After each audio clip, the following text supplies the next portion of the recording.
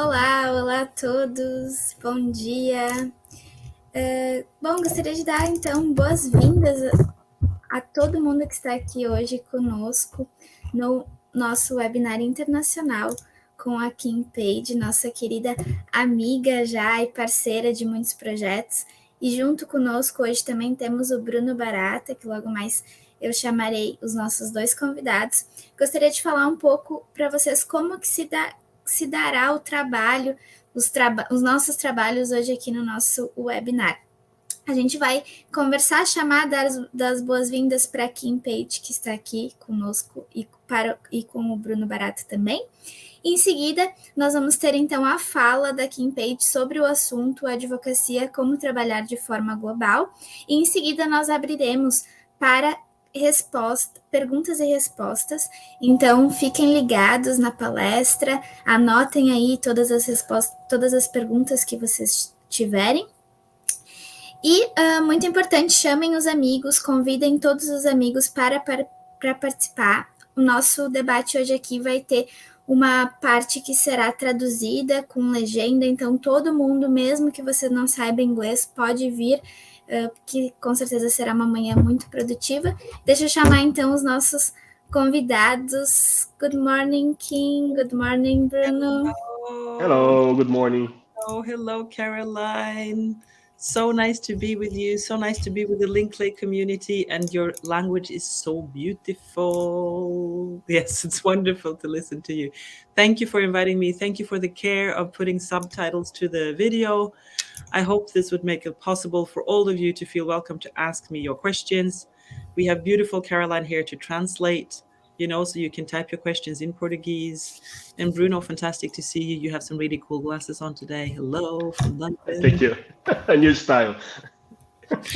Fantastic. Thank you so much for joining us. Of course. I'm giving it over to you, Caroline, so you can start the video for us. I'll just stand here and watch with you. Yeah? Ok. Então, vamos começar. Eu vou passar o vídeo aqui para vocês, um minutinho aí. Com vocês, Kim Page. Hello, everyone, and warmest welcome to our Linkley webinar about how to work globally. I'm excited to engage with you and to answer your questions very soon.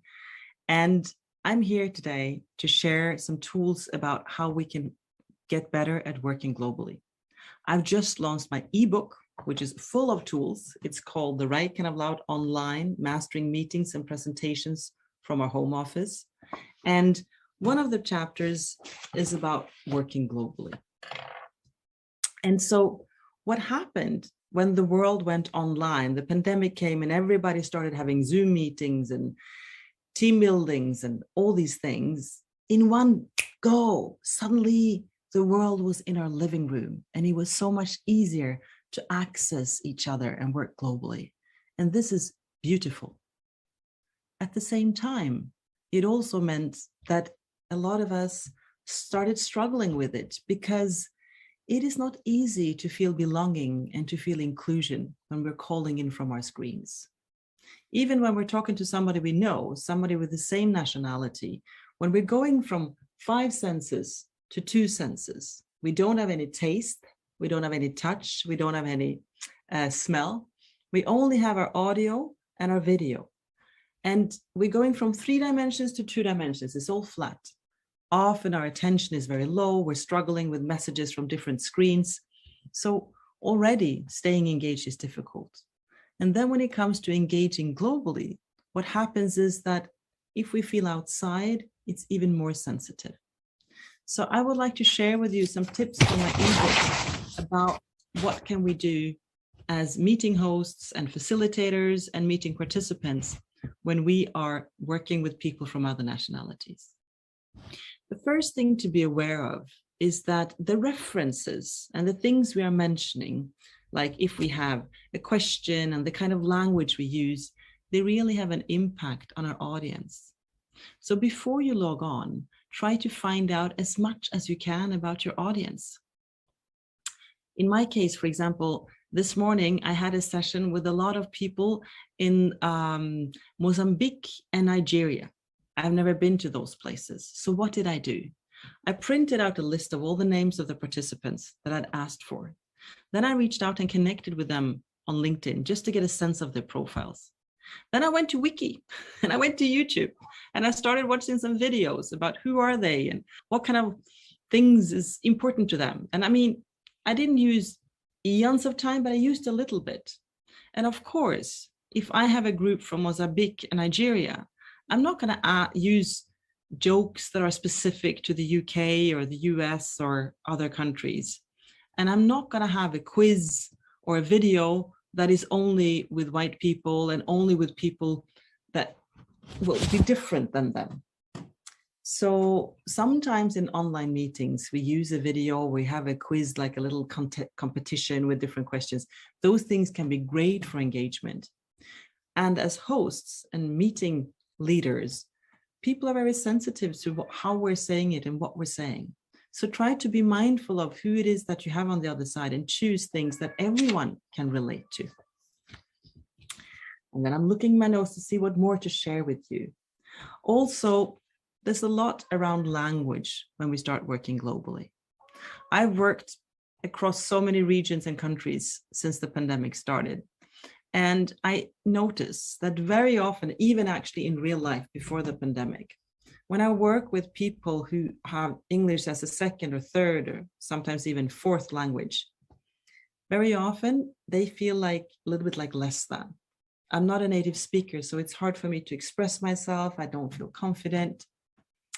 There's a couple of things that's very important around this. The first thing is, if I have taken the journey to learn English as a second, third, fourth language, in my case, it's the third language, I'm actually the one who's expanded myself and learned new things. So I'm not less than, I'm more than. So a lot of it is about how we're talking to ourselves around it. And for your listeners, what's most important for them is if people can understand you. If they understand what you're saying, your language is fine. With our voice as a communication tool, our voice is so connected to our personality and our identity and who we are. So it feels very intimate and it feels very fragile and vulnerable. And I understand that. Actually, the word person itself is connected to the voice. In Latin, the word per means through and son means sound. So through our sound, we become who we are. And so if somebody is criticizing our sound or the sound isn't perfect or the way I want it to be, it becomes very sensitive. But I can tell you, if you can tell me who you are and tell me what you want, and I can understand what you say, you're good. It doesn't need to be perfect. So remember, if you have English and if you're Brazilians, probably you have English as a second or maybe third language. You're not less than, you're more than. And then both for you and for native English speakers, what we can do is we can articulate and really pronounce the sounds. We can speak slowly and use what I call the sacred pause and make sure it does not go too fast. And if you're a native English speaker, it's important that you use simple words and you avoid jargon. Jargon is like expressions that everybody knows in that country. So these are some of the tools that are important for us when we work globally. And then what you can do, if you're working with a group of people and you know that probably there's something that might not be good for this nationality or this group of people, if there's somebody in the group that you trust, you can have this person as your audience ally. It needs to be somebody who you know is on your side and that you're okay to share your vulnerabilities with. And you can say, you know, I haven't worked with you, with your kind of people before. In my case, I could have asked one of the Nigerians I had, could you just check if there's something that I'm doing that is not really right for your culture, something that sticks out? And then I have a talk with that person afterwards. And of course, the further away the culture is from my own cultural code, the more possibility it is for me to learn. And the more likely it is that I'm going to feel clumsy. I also mention in the ebook how, you know, we often talk about expanding our comfort zone, and expanding our comfort zone is something very positive. What we forget a little bit is that leaving our comfort zone means that it's uncomfortable. Actually, expanding our comfort zone hurts. It is uncomfortable. The only way we can discover new cultural codes is by making mistakes. And so in my case, I've been very privileged and fortunate. I've worked in 10 different countries. So I've been a newcomer so many times. I started working in Copenhagen. I went to Mexico City. I went to Barcelona. I went to San Francisco. I went to Dubai. Now I'm in London. I'm still learning the London way of doing things. Every time I've come somewhere, there's been a lot of cultural codes that were difficult and strange and that I didn't know. And so if we are working or visiting places that are not our own, where we come from, it's going to be a lot of learnings. And the beauty of it is when we've gone through those things that are icky and not comfortable, that's when we expand our comfort zone. So remember that when you throw yourself into these international situations that, if you don't know the codes, normal. If you feel uncertain about your own language, normal. And it's a lot about what you think. And make sure that you do whatever you can to be inclusive. And since you are a Brazilian audience, I want to add on that, a lot of native English speakers, they tend to be ignorant of how huge their privilege is with their one language that dominates so much of the business world today. And so if we have a privilege, part of the privilege is that we don't need to know about it. It's just something that's there. And so they are very often more confident, they have more vocabulary. So it's actually part of the native English speaker's responsibility to speed down and speak simple. And maybe when you are engaging with some of them, it's your turn to make them observant of that. Or you can send them a copy of the Writing Out Loud Online and ask them to read the chapter, Working Globally. I hope these insights are interesting for you, and I really look forward to answering your questions coming up very soon. Take great care and lots of Writing Out Loud to you.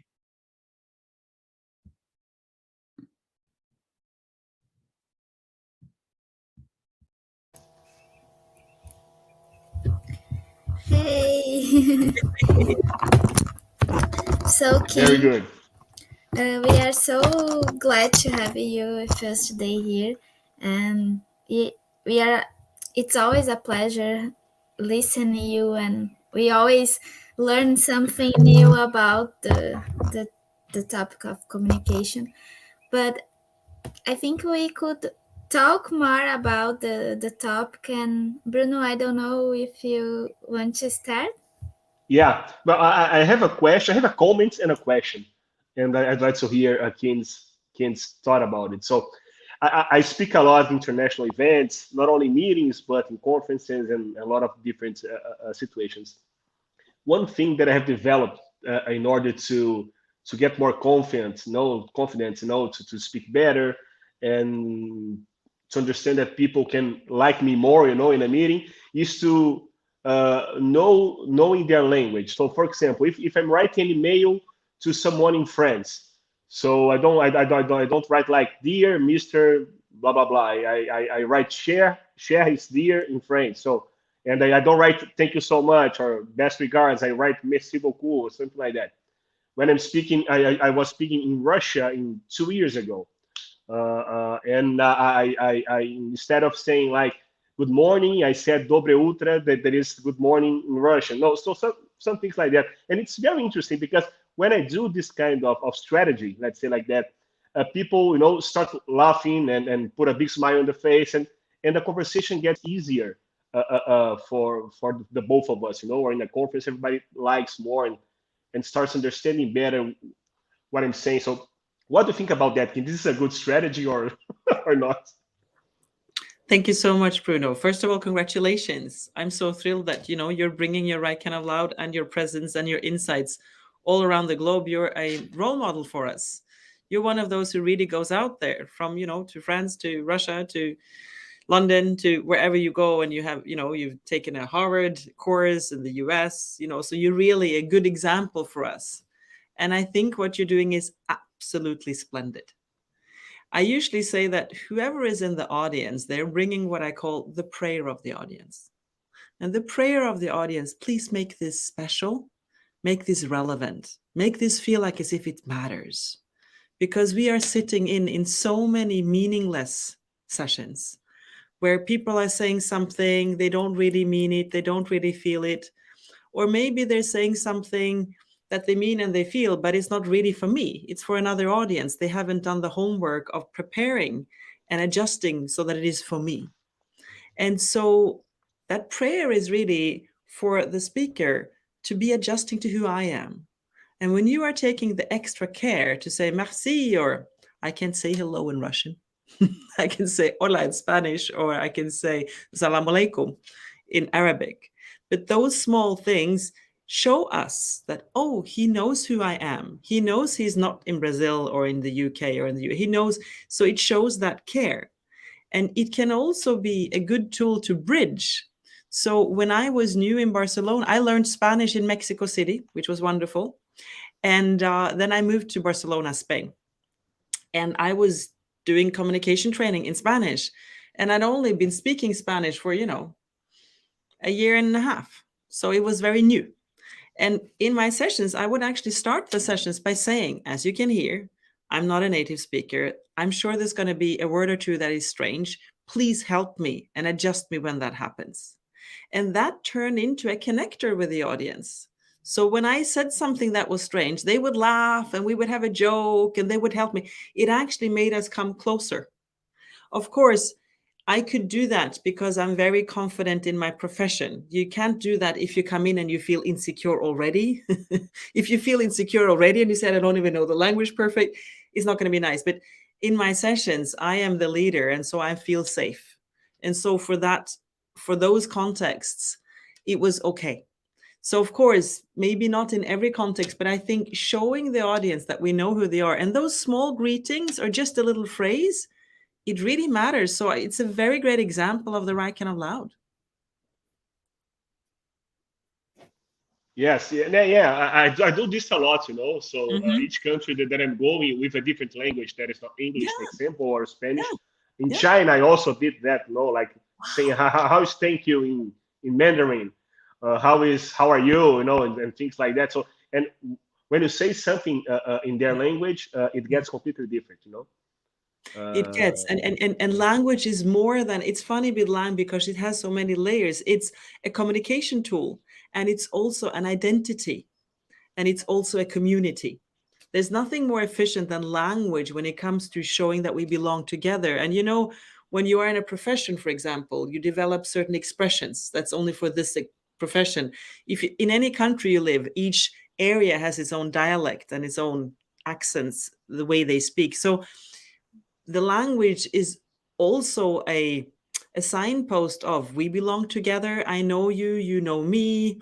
We're part of the same. This is part of my identity of who I am. I come from this culture. So you are really, it's not surface thing to do what you do, Bruno. It's actually quite deep. And that is why the impact is real, that you can yeah, feel it. So I'm so glad that you're doing it. And I mean, it's okay to write it down even and have a note and just read it loud and say, your language is so complicated. I don't know. You must be super intelligent, all of you, because what I see is blah, blah, blah.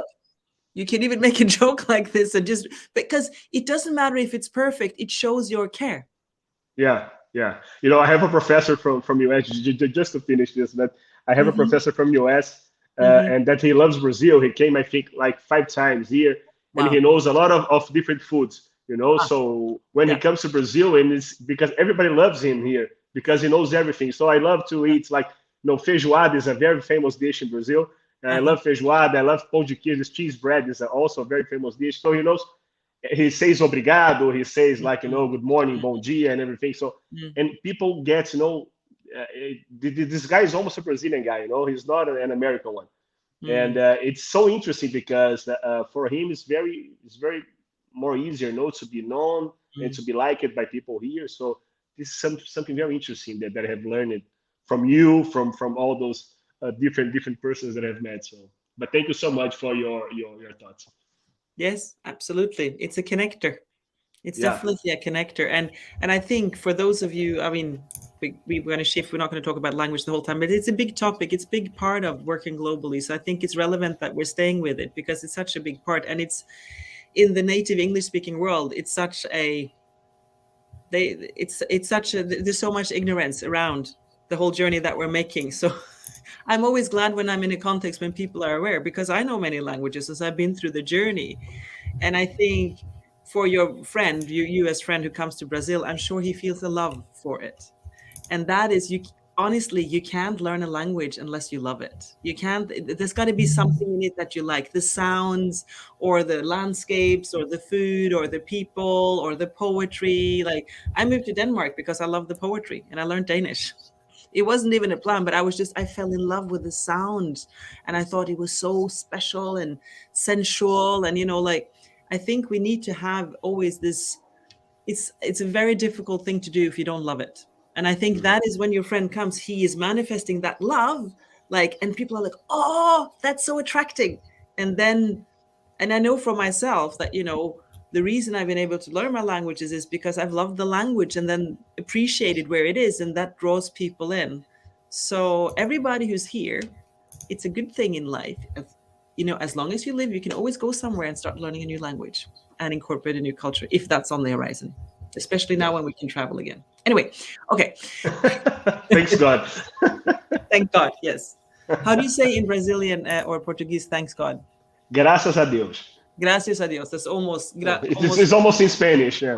Gracias a Dios, almost the same. Okay, good. Yeah. I look forward to learning a little bit more of the Brazilian phrases as well. Yeah.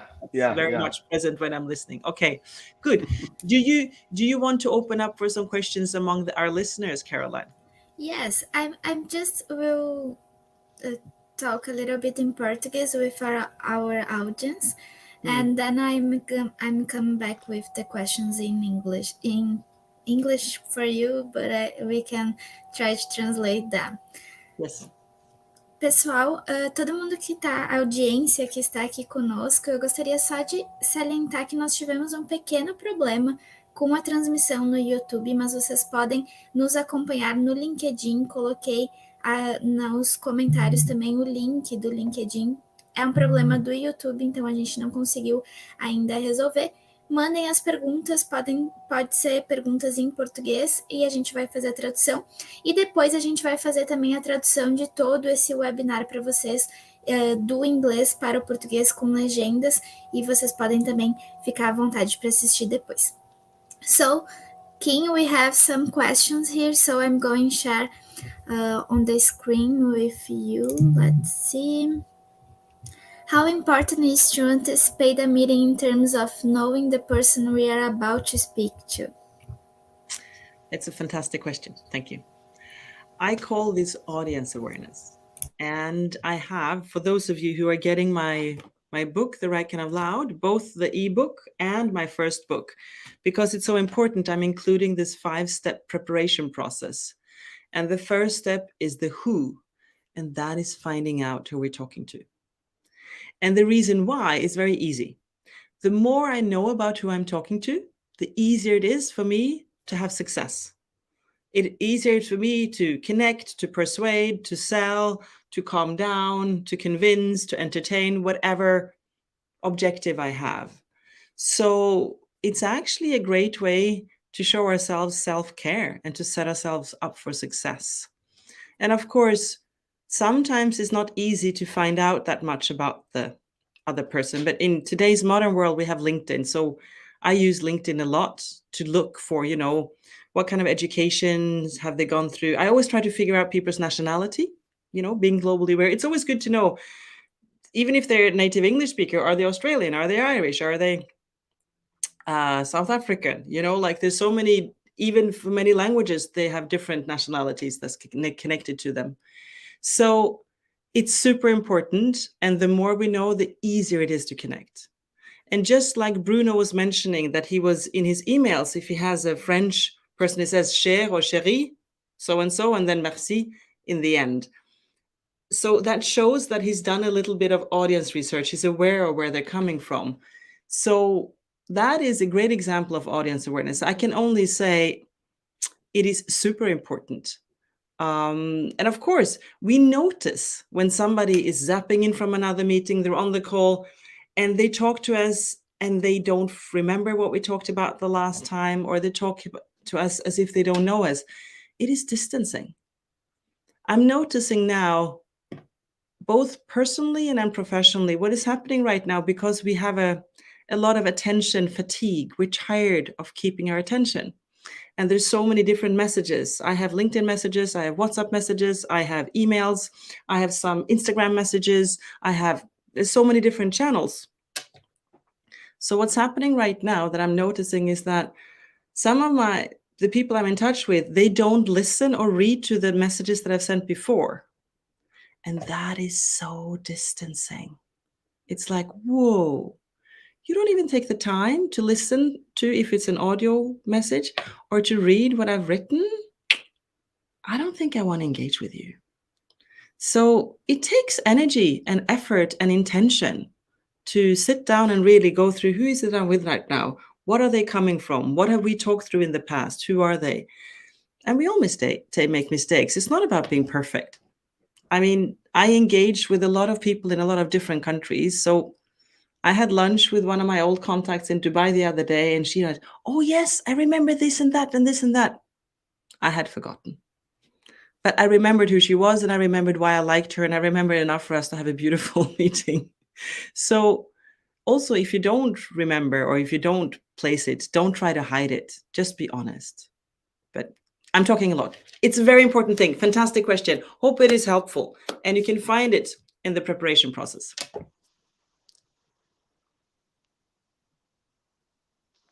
Caroline, you are on mute. Yeah, sorry. No communication. Yeah. Something that can happen when you're on the environment. Happens easily. Online environment. So yeah. We have another questions here in Portuguese, so I will translate for you. And I think that one of them is very good. It's a very interesting question because it's about Monique. She said like how we can deal the challenge of the communication with a remote team. I think it's a very it is very challenging when we are, because here in Brazil we have a lot of people that are working for another countries, that are working like for USA. How we can deal with the communication with the team specific? So many things we can do, and so many things that often isn't done. If you are the leader of the team that you're working with, it's easier because then you can actually make some decisions and you can host some sessions around this. If you're a participant in a team, I would then try to liaise. To liaise means to connect with the person who's in charge and make some suggestions. I just done for a global shipping company. I just did some sessions for 154 team members. They were split up in groups of 26 in each session, and we were covering the whole world. It was everything from Africa to Russia to South America to Europe. And that meeting was around how to manage, that session was around how to manage meetings. And so, when I was listening to all these groups, there were some themes that came up. And one of these themes is, I think, typical for a lot of people. And that is like, often when people log on their meetings, they don't show up with their cameras on. And if I don't show up with my camera on, it's not a question of if, it's going to be when I start doing something else. It's not because I'm evil. It's just because we are so multitasking in our modern day world. So if I don't have my camera on, my eyes are going to start looking at a screen somewhere. My fingers are going to start typing. So we already know that if people are calling in and they don't have their camera on, it's very likely that they're not really present. And so the best way to approach that is to contract about this before you have the meeting or the session. And the logic is very easy. I'm busy, you're busy, we're meeting because we have some results we want to achieve together. Let's make the most of our time and join in with our cameras on. Of course, some cases people's Wi-Fi don't work. In some cases, they have a very difficult environment with a lot of noise. But even if you have a background that's not adequate, you can have a blurred background or you can have a screen background. So that's not even an excuse. That's one of the things you can do. And then, because we go from the 3 dimensions to the 2 dimensions and the connection is so difficult to get, it's there's a whole series of tools. They're all in my ebook, but I'll just mention some of them. Make sure you have a check-in.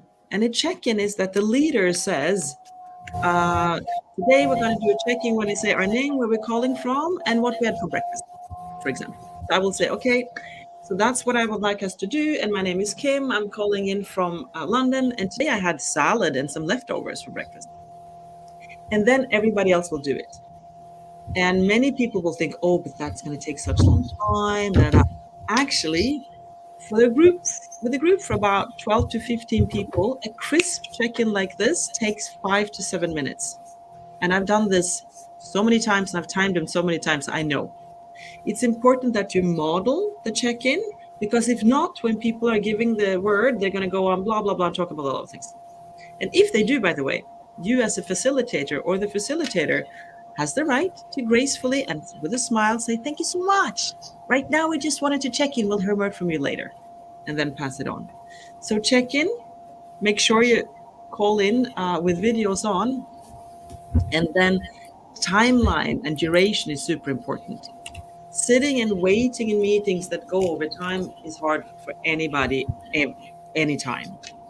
And by the way, Caroline, I think your sound is on and I think it's a little noisy. Can you? Yeah, thank you so much. This happens in the online world. Another thing, so again, very aware of timeline and duration. When I do my sessions online, I have to prepare actually more than when I do live sessions. And I have a little time sheet, like a little note when I write, minute for minute, what it's going to look like. Let me show you a second here.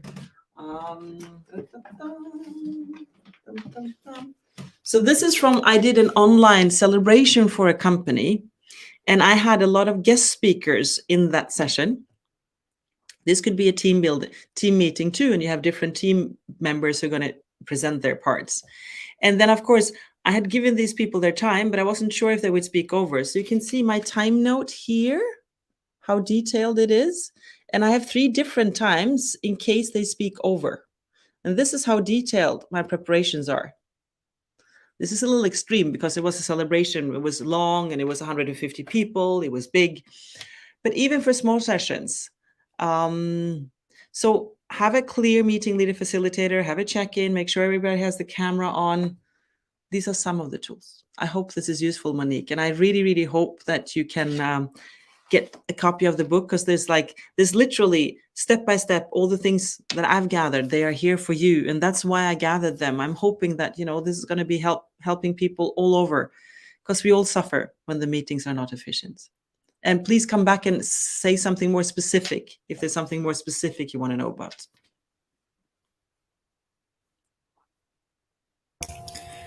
So we have another question. In fact, more than one person asked the same thing. I think that it's a topic that we could spend the whole morning talking about, but I think you can give us one type or maybe 2, and I'm going to show here.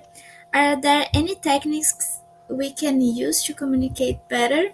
I think we have a lot of them, right, Kim? But if you could you say like just one?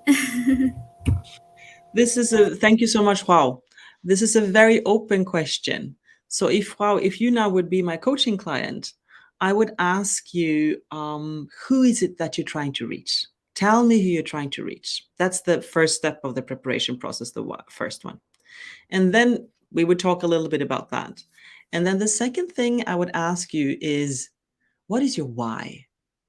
And your why is, why are you actually engaging with this person or connecting or trying to connect with this person? And sometimes when I ask people, so what is your why? Sometimes people say, oh, I want to inform them. I need to pass on this information. And then I say, no. If you want to pass on information, we live in an information age. You can send an email, you can send a video, you can send a PDF, you can do an audio, you can do a podcast. When we are talking to someone, real life or online, real time, when we are asking somebody to put everything else on hold and try to be attentive with us, our why is always going to be something more than the information. And so I say the best way to find your why, if, for example, you're talking now about a meeting, a negotiation. Imagine, or you're talking about a presentation that you're going to give. Imagine that the meeting has been wrapped up, or you're standing on stage, you've said your last thing, and it's that magical pregnant pause, I call it. It's that small silence when I've said my last thing. In that moment, what is it that you would like to leave behind inside the person who's listening to you? And that thing is always going to be a feeling. It's going to be a sensation. Do you want them to feel excited? Do you want them to feel comfortable?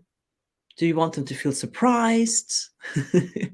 So if you start your communication approach, whatever you do, with the who and the why before you go into the what, that is going to accelerate you to become a stellar communicator. The impulse that most of us do, if somebody says you need to write an email, or you need to give a presentation, or you need to do this, is that we go straight to the what. Oh, what do I want to talk about? What do I need to tell them? That's the what. The what is step number 3. So if you take the time to do the who am I doing this for, and why, what do I want to leave behind before you go into the what, it's going to be so much more efficient. And it doesn't take long. It's just a few minutes of reflecting, really. It's just stopping everything and not going into all the information and just kind of, who are they? And what is it that I would like? And why am I doing this? And then I can go into the what. I think this is the best way maybe to say, so this is what I help a lot of my clients with, both groups and individuals, is to remember to go through the who and the why. And since Caroline told me this, a couple of you asked this, I'll talk a little bit longer about this. Another thing that is really important for us to communicate well is for us to feel good. And the reason is, when I'm logging on a meeting or showing up somewhere, if I have an inner self-talk, I'm not going to be good enough, I haven't prepared enough, and this and that, and da-da-da, what are you going to think about this and that? Then actually that energy, that presence is going to spill over into the meeting. So taking good care of ourselves is really important. The way I explain it is that when you are good at communicating, you're really there for your audience or for your listeners. So you're very generous.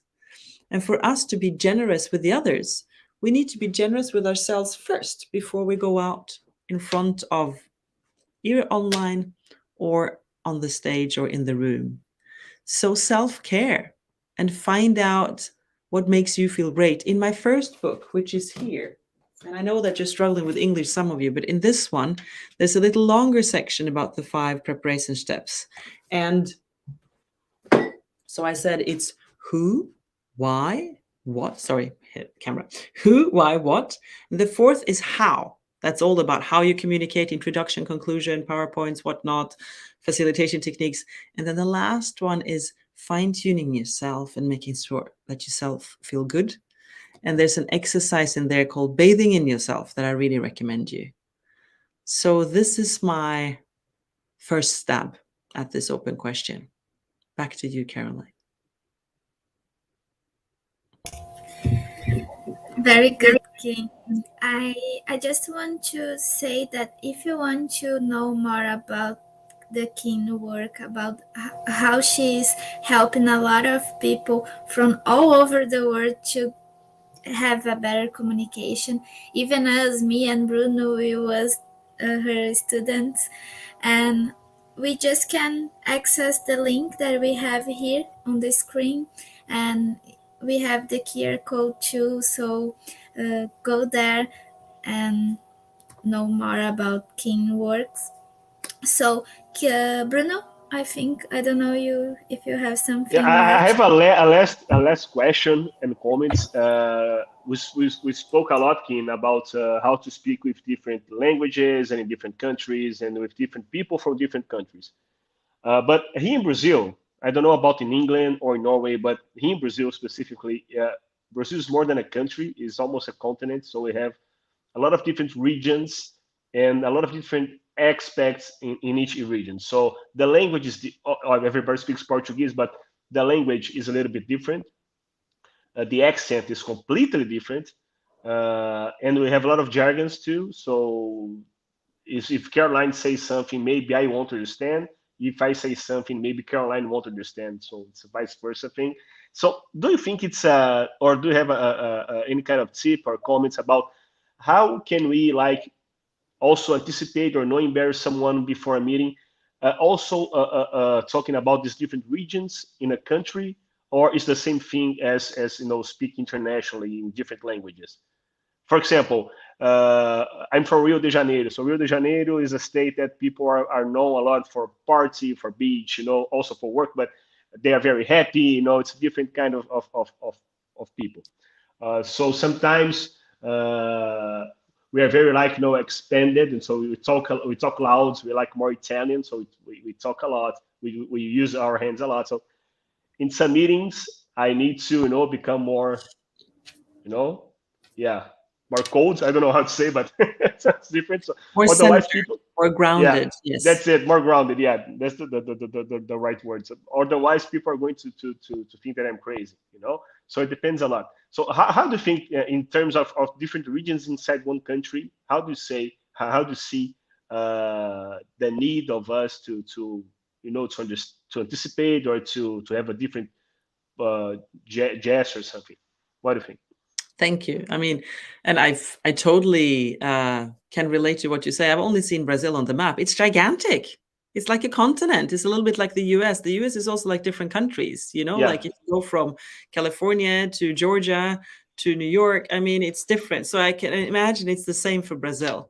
And Norway, I come from Norway. Although Norway has a very small population, the country is very, very long and is very difficult to travel to. So I come from the capital. When I speak Norwegian, you can hear immediately I'm from Oslo. And you can also hear that I come from a privileged background. As just like English, I don't know if you have that in Portuguese. In English and in Norwegian, you have sociolects. And the sociolects is that you actually identify people's economical layer. Do you have that as well in We have Portuguese? this a lot. And Okay. we have this also in different states. So in the I São see. Paulo state, we have one. In Rio de Janeiro, we have other Oh, yeah. one. It's all So these when someone nuances. speaks, Yeah, yeah, you yeah. can understand. Yeah. Yeah. Yeah. And so, for example, I'm lucky, I feel, because in English, because I didn't grow up in England, people can't place me on the socioeconomic with my English. I'm just international or foreign. And I prefer that. I prefer that. And so, and again, because I grew up in Oslo with my mom speaking to me, she comes from a privileged background. So in Norwegian, you can hear it immediately. I think and by the way, my father was not from a privileged background. He came from very harsh working class. So if I would have been grown up with him speaking English to me in that working class and I would have moved here, it would have been difficult for me. So again, it's all these things, they actually matter, when we are fine tuning and getting our connection. I love your question. And I love the fact that you're actually just deepening the theme that we're always already talking about how the language is both a connector and an identity thing and a part of how you show your in group and your out group, where I belong in this group and not in that group. I think when it comes to communicating and engaging with people, it's the same as before. I mean, it's the more you know about your audience, the easier it's going to be, the more success you're going to have. And if you are going to be with somebody in a certain region or something, if you have the privilege of knowing something who's from there, and you can, hang out with him or her. You can even use the same as you do when you have a French audience, that you can have a certain phrase or a jargon that you can say to them. The thing is, it is very sensitive. So it's very, very bad if you use a phrase and it's almost the right phrase, but it's not the right phrase. That feels very clumsy. So when we are doing these, when we it's like I show you a marker. I know what in-group you're a part of, and I want to be part of your in-group. If we show the marker that's slightly wrong, it's like meh, meh. so that's very sensitive, right? And so again, like it depends on who you're talking with and who you are. But I mean, it's the same, right? The more you know about them and the more you can show them that you know about them, the easier it will be for you to connect with them. And it's interesting for me to know that in Portuguese, you have both the dialects for the areas and the sociolect for the classes. So you have both those. That makes it more complex. For example, I lived in Denmark. In Denmark, they don't have sociolects. In the United States, we don't have it. In the United States, it doesn't matter how you speak the language. It's not like people are listening for, or did they go to the right private school? So it's just the more we are aware, the better. And at the same time, I think it can be a little overwhelming in the end. It's important also to just have that space of, and this is me, and I'm here with all the experiences I've gathered, and I'm here with my intention. And I think of all the things that's most important in communication, it is our intention. And the intention is, why am I here? What am I trying to achieve? How can I serve? How can I support? How can I help? How can I lead? I think the intention is, so even if you make mistakes, if you have a good intention, people will connect with your intention, and it's going to be easier to be forgiven. I think I've been forgiven a lot because I have a good intention, because I've been in so many different contexts and I've made a lot of cultural code mistakes. Yeah. Okay, thank you. Thank you. King, do we have time for another question? The last one, I promise, but I think it's a good one.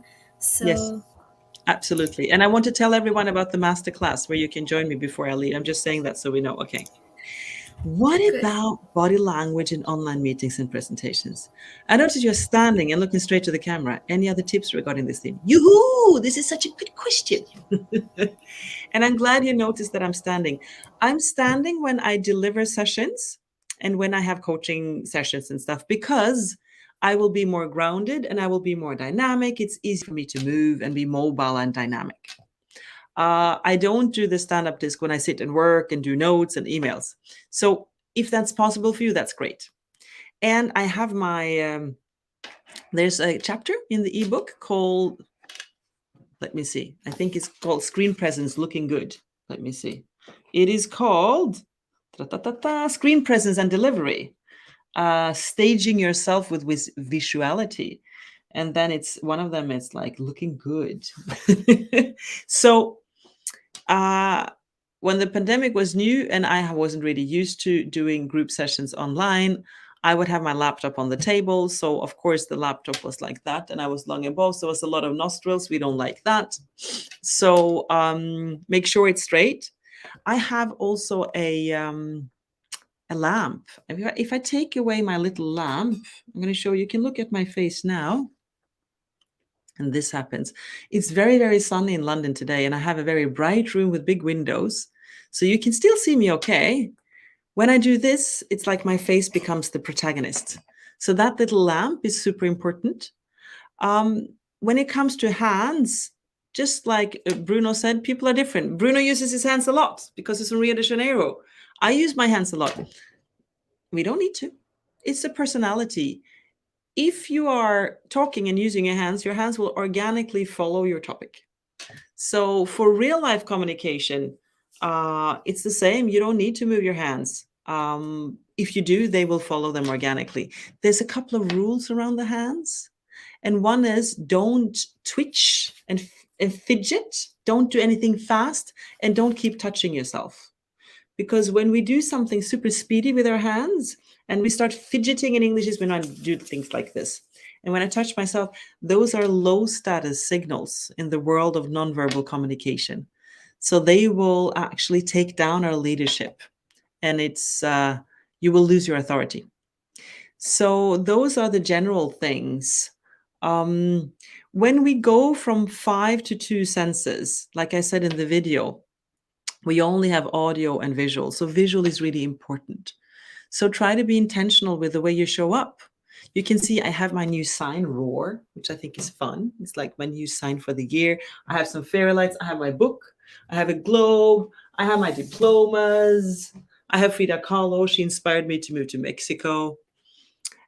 I'm giving you a little part of myself because I know that when you're looking, you're going to zigzag the screen for connection, because it's less connecting on a screen than in real life. So the way I show up and look is important.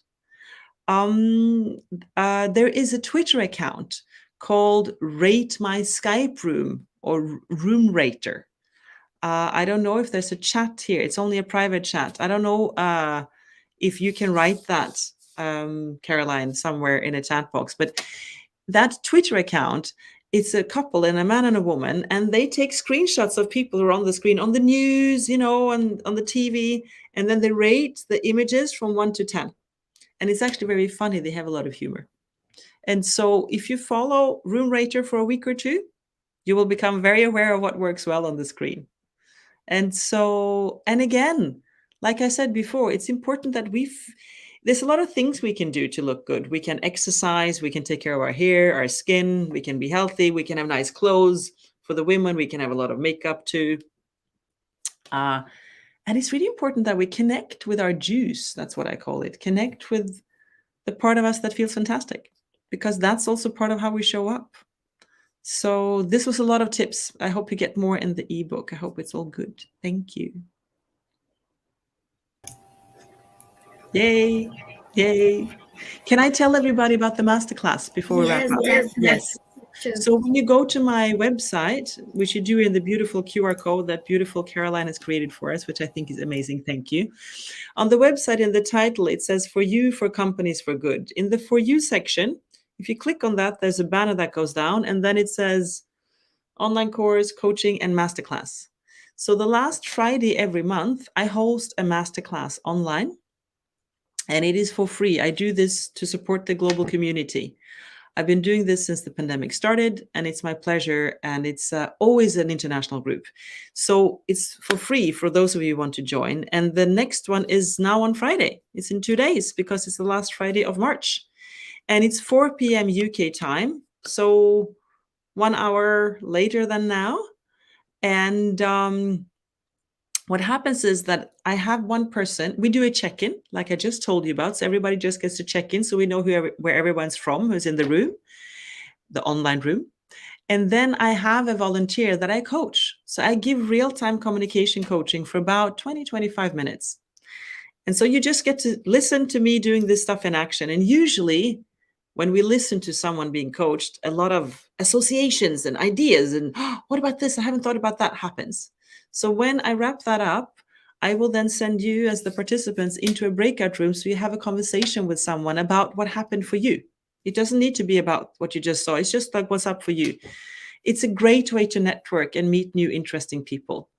And every time we have these sessions, we have some returners who've been there for a long time, and we have some newcomers who come for the first time.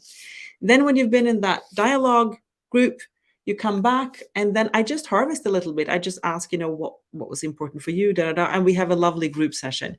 It's a 1 hour thing, once a month, and you can go to my website and you can register there, and then I'll send you the invite. In this case, I just sent the invite out for Fridays, but if you sign up there, I'll just connect with you on LinkedIn and I'll send you the invite. So you're all welcome to my masterclass. And I wish all of you confidence, presence, and I wish for you that you feel good about yourself so that your listeners will feel good as well. And lots of Reichen aloud. Thank you. Kim, it was amazing. It's always amazing with you with us. And I think that our public really love it. We have some comments here. And in fact, we had more than 80 people here with us today on our platform. Yes, we were online on LinkedIn, on Linkly, and on YouTube.